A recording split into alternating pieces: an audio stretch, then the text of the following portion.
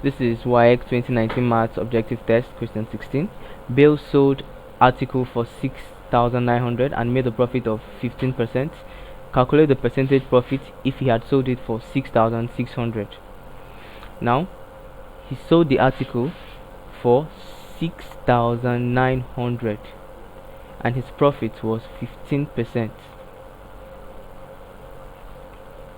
Now, it means since he made a profit, it's like saying 115% of a certain value x is 6,900.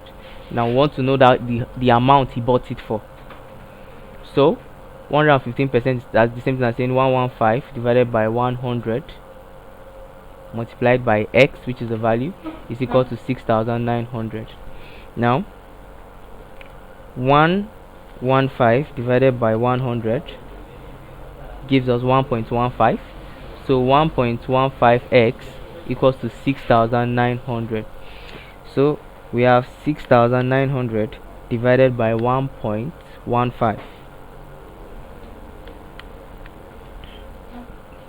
So 6,900 x becomes 6,900 divided by 1.15, which is equal to 6,000. It means the person bought the item for 6,000 naira. So now if he sold it for 6,600, calculate the percentage profit. Now firstly you ask, what is his profit?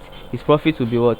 6,600 minus 6,000, and that is equal to 600. So his profit will be 600 divided by 6,000 multiplied by 100. Now if we solve, we have 600 divided by 6,000 multiplied by 100. Our answer becomes 10. That's 10%. So the answer to this particular question is 10%, option B. Thank you and God bless you. Please ensure you subscribe for more videos.